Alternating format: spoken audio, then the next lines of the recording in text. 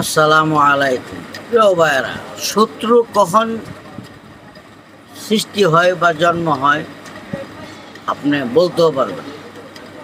অনেক সময় দেখেন আমরা মস্কারি করি বা সাতুরি করি, হেলামি করি। হেলামি করতে গিয়ে দেখেন দুই চারটি কথা বলেছেন, একটা কথা তার মনের অন্তরে লেগে গেছে। এই জন্য হেলামি করা নিষেধ, দুষ্টমি করা যাবে না। অন্তরে লেগে গেছে, এটা আপনার শত্রু হয়ে গেল। সে চেষ্টা করবে কখন আপনাকে সাময়িকভাবে আপনাকে সে আবার হেয়পনা করার চেষ্টা করবে, শত্রু হয়ে গেল। সাংসারিকভাবেও কে কখন শত্রু হয়ে যায় আপনি নিজে বলতে পারবেন না। ভাই বরাত বলেন, শালাশালি বলেন, আত্মীয় স্বজন বলেন, ভাই বন্ধু বলেন, কখন শত্রু হয়ে যায়।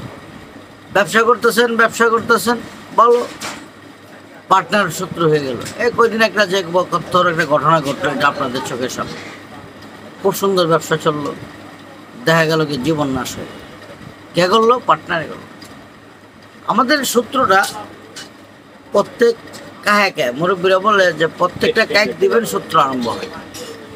কথার মধ্যে শত্রু হয়ে যায়, খানার মধ্যে আপনি খাওয়াচ্ছেন, দেখা গেল কি একদিন খাওয়ালেন না, শত্রু হয়ে গেলেন। উপহার করতেছেন, হঠাৎ করে একদিন উপহার করতে পারলেন না, শত্রু হয়ে গেলেন। তাহলে আমাদের শত্রু সবসময় লেগে আছে আর লেগে থাকবে। এমন কিছু ঘটনা ঘটে যা আপনি কল্পনা করতে পারবেন না, ঘটনা ঘটে গেল, আপনি চান নাই কোনোদিনও, হয়ে গেল। এমন ঘটনা আমার জীবনে বহুতবার হয়েছে, কল্পনা করতে পারি না, আশাও করি না, চেষ্টাও করি না, হয়ে গেছে। আমি কোন কথায় আমার অহংকার হয়ে গেল সৃষ্টি স্রষ্টা রাব্বুল আলামিন ভালো জানেন। আপনাকে হঠাৎ করে পেশাব হয়ে গেলেন, বিপদে পড়ে গেলেন। আমি বলতেছি আরে আমি কি অপরাধ করলাম? আসলে কোথায় কোন সময় অহংকারের কথা বলে ফেলেছি। আল্লাহ পাক রাব্বুল আলামিন এই অহংকারের যে শাস্তিটা আপনাকে, যে অহংকারের পিছনে একটা কথা আছে, অহংকার পতনের মূল।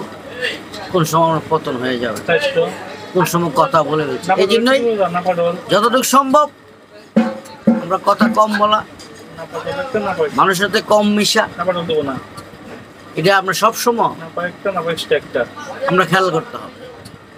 আমরা এত মেলামেশা দরকার নেই, যতটুকু সম্ভব নিয়ম মাফিক চলাটাই আমরা ভালো মনে করি। কারণ বেশি আবেগে যাবেন, বেশি গভীরে চলে যাবে, একটা অঘটন ঘটে যেতে।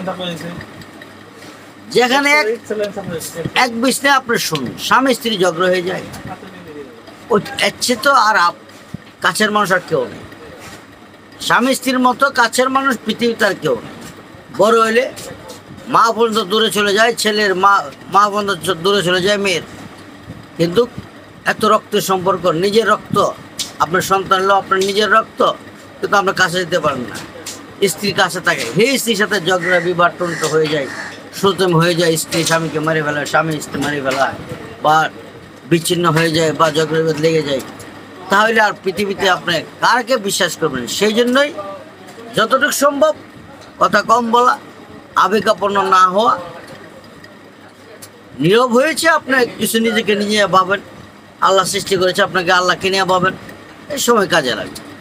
অহেতুক কথা বলা, অহেতুকভাবে যারা বেশি কথা বলে তাদের ভুল হবে, আর যারা বেশি করে তাদের শত্রুও বেশি। আপনার হক ব্যবসা করলেও আপনার শত্রু হয়ে যাবে। কথাবার্তির হক বলবেন, শত্রু হয়ে যাবে। সেই জন্য সব জায়গায় হকও বলা যায় না। দেশের পরিস্থিতি এরকম, লোভ লালসা তো আছেই। তাই আমরা সবাই চেষ্টা করব কথা কম বলার জন্য, শত্রু কম বাড়াবার জন্য। যত কথা কম বলবেন অতই শত্রু কম হবে। কথা কম বলা মারাত্মক একটা গুণ আছে, এটা আমাদের হাদিসেও আছে। নবী পাক সাল্লাল্লাহু আলাইহি ওয়াসাল্লাম বলছেন কথা কম বলবে। তাই আমরা সবাই কথা কম বলবো, শত্রু কম মারাবো, এটি আমাদের দরকার। সবাই ভালো থাকবেন। আসসালামু আলাইকুম।